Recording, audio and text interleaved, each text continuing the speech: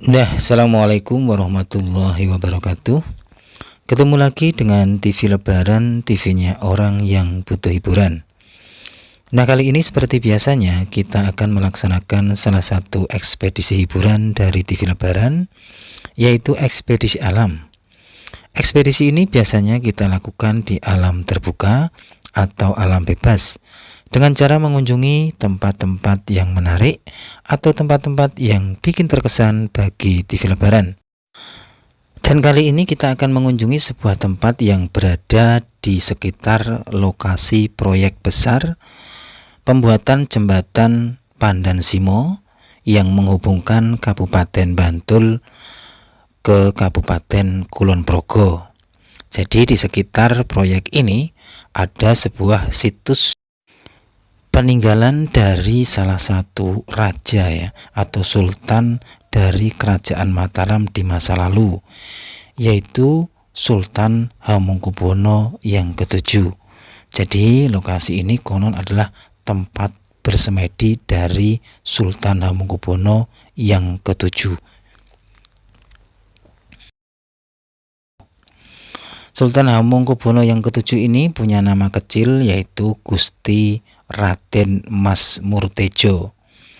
Beliau lahir tanggal 4 Februari 1839 dari rahim Gusti Kanjeng Ratu, dan beliau wafat tanggal 30 Desember 1921.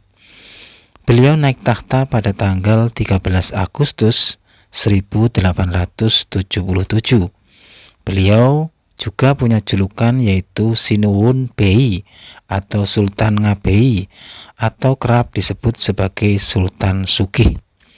Kenapa kok bisa disebut sebagai Sultan Sugih? Dikarenakan di masa itu, di masa Hamengkubuwono yang ke-7 ini, banyak didirikan pabrik-pabrik gula, banyaknya sekitar 17 buah ya, 17 buah pabrik. Dan dari situlah banyak penghasilan dari pihak keraton, konon mencapai 2 juta pound sterling. Jadi itulah yang menyebabkan beliau ini disebut sebagai Sultan Sugih ya.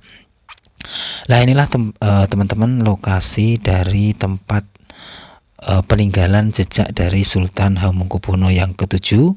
Konon tempat ini adalah tempat bersemedi ya, atau juga mungkin mengheningkan cipta ya, mengheningkan diri, menenangkan diri, mengasingkan diri ya.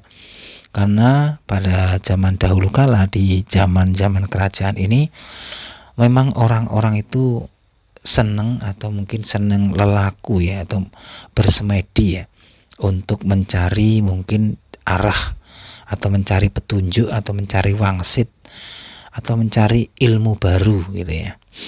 Nah, inilah teman-teman lokasi dari jejak dari Sultan Hamengkubuwono yang ke-7.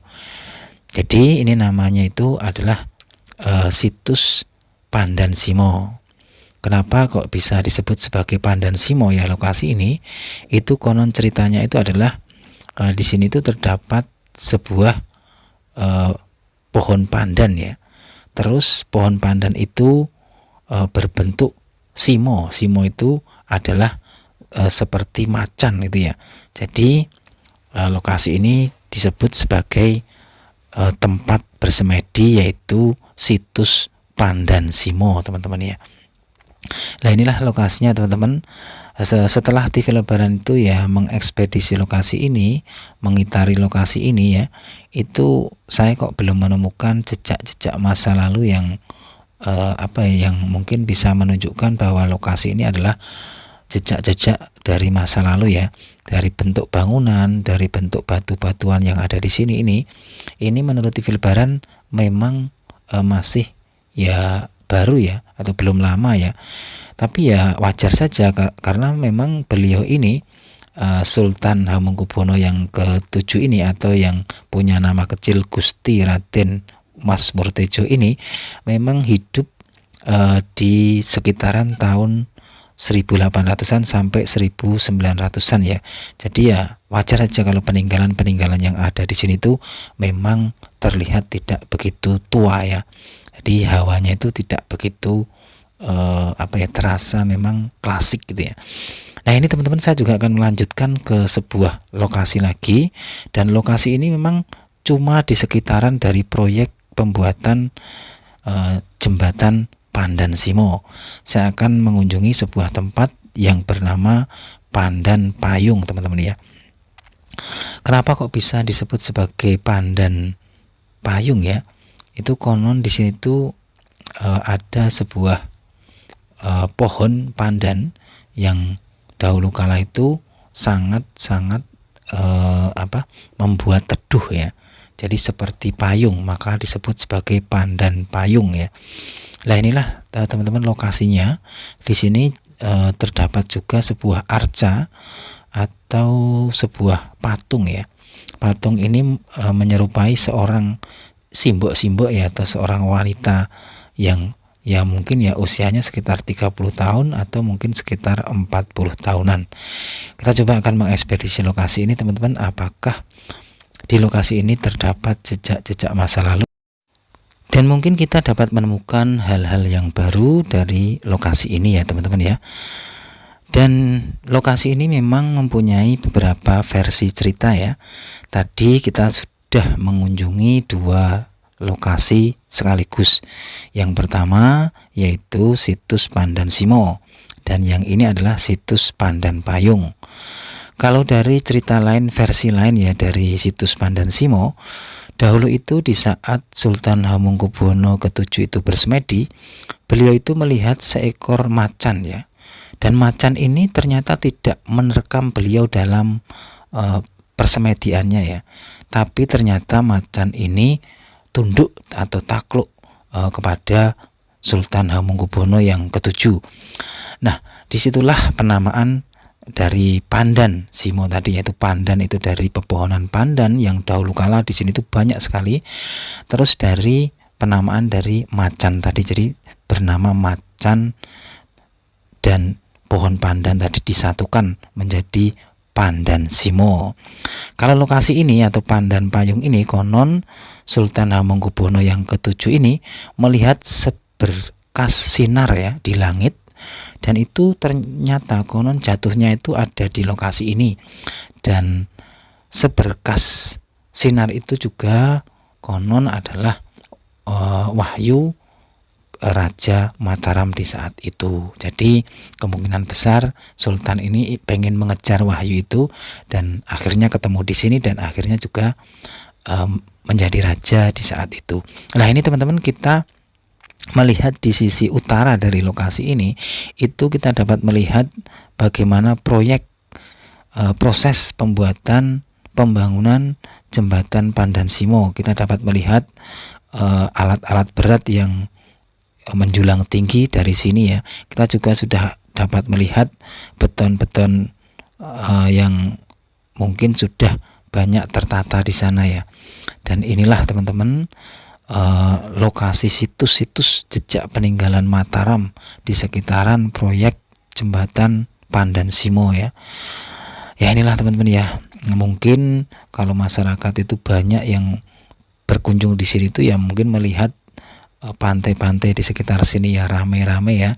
Tapi kalau TV Lebaran tuh lebih suka di tempat-tempat yang seperti ini ya, yang mungkin hening ya, atau mempunyai histori yang dalam di masa lalu ya.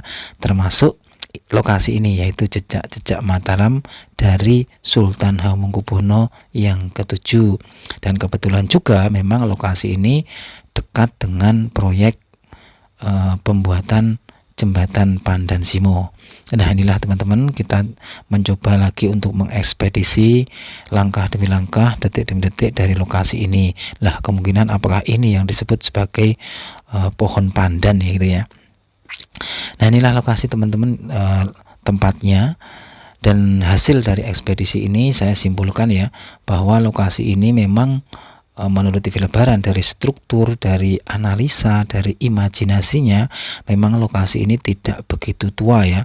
Dari struktur bangunan, dari corak bangunan ini memang bangunan yang mungkin ya tidak terlalu tua ya, mungkin ya versi-versi agak terbaru ya gitu ya.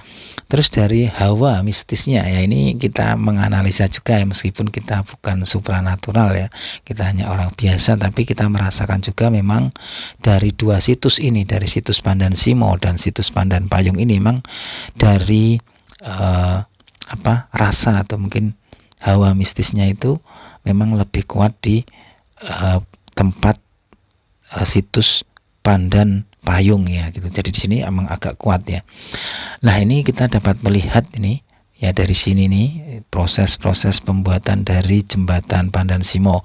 Kemungkinan besar di saat besok sudah jadi ini kita dapat melihat dari sini tuh menjulang gagahnya, tingginya dari jembatan Pandan Simo tersebut ya. Tapi konon lokasi ini itu sempat ada wacana itu akan tergusur oleh pembuatan tambak udang seperti yang ada di sekitar sini ya. Tapi oleh masyarakat sini itu situs ini tetap pengen dipertahankan biar menjadi ya paling tidak menjadi sejarah atau mungkin menjadi titik sejarah buat generasi-generasi selanjutnya. Saya pun juga setuju ya, seandainya situs ini tetap dipertahankan biar menjadi jejak-jejak sejarah yang akan dibaca oleh penerus generasi yang akan datang. Nah, ini teman-teman, kita juga melihat sebuah ini benda apa ini ya, ini kayak ada sebuah ukiran kayak burung merak ya, dan ini memang menurut TV Lebaran peninggalan-peninggalan yang ada di sini benar-benar memang peninggalan masa lalu ya, meskipun dari segi waktu itu tidak terlalu tua. Nah, ini teman-teman. Nah, inilah teman-teman arca patung yang tadi saya sebutkan ya. Arcanya ini memang agak menyeramkan sedikit ya, artinya seandainya kita melihatnya di malam hari tentu akan agak beda ya. Ini kayak ya agak beda aja ya. Dan di sini di patung ini terdapat tulisan Jawa ya, dan ini juga ada tulisan yang menyebutkan tahun ya, ini sekitar tahun 1918 dan 1911 kayaknya ya. Jadi memang era-era ini juga era-era yang masih muda ya, jadi memang menuju pra kemerdekaan juga ya itu ya. Nah, inilah teman-teman ya, ekspedisi kita kali ini kita mencari jejak-jejak Mataram yang berada di Jogja bagian selatan, khususnya di sekitaran dari proyek besar pembangunan jembatan Pandan Simo. Dan lokasi ini itu termasuk di sepanjang pantai Laut Selatan ya. Nah, inilah teman-teman ya, sekali lagi lokasi yang sudah kita kunjungi dua tempat sekaligus, dan konon dua tempat ini sama-sama adalah peninggalan dari jejak-jejak Sultan Hamengkubuwono yang ke-8 yang punya gelar itu adalah Sultan Sugih, atau yang punya gelar atau nama kecilnya adalah Sultan Mas Murtejo ya. Nah, kita akan kembali teman-teman. Kita sudah rasanya juga sudah sudah cukup lah kita mereview lokasi keduanya ini ya. Dan ya mungkin apa yang dapat kita ambil iktibar sekali lagi bahwa semua akan menjadi sejarah bagi generasi berikutnya. Termasuk lokasi ini dahulunya tentu di saat masih eksis ya, digunakan oleh beliau Raja Mataram yang ke-7. Mungkin di sini juga ada pengikut-pengikutnya, pengawal-pengawalnya ya. Nah, yang menjadi saya juga kaget ya. Saya mengira lokasi ini itu ya minimal agak jauh dari bibir pantai ya. Ternyata setelah saya itu mau balik ini ya, ini saya balik, itu ternyata ya pantai selatan itu ternyata hanya beberapa meter dari lokasi ini ya. Jadi ya benar-benar tepat ya, seandainya dahulu kala di sini itu sebagai tempat semedi ya, karena tempat semedi kan mungkin ya mendekati pantai ini adalah ya mungkin bisa lebih khusyuk. Nah, itu aja ya teman-teman, ekspedisi kita kali ini. Kita sudah mengunjungi 2 tempat sekaligus. Lah, ini yang saya tunjuk tadi adalah lokasi dari situs Pandan Payung. Itu menunjukkan memang lokasi antara Pandan Payung dengan pantai selatan ini jaraknya tidak terlalu jauh. Jadi itu aja teman-teman ya. Jangan lupa like dan subscribe channel ini agar tetap berkembang. Wassalamualaikum warahmatullahi wabarakatuh.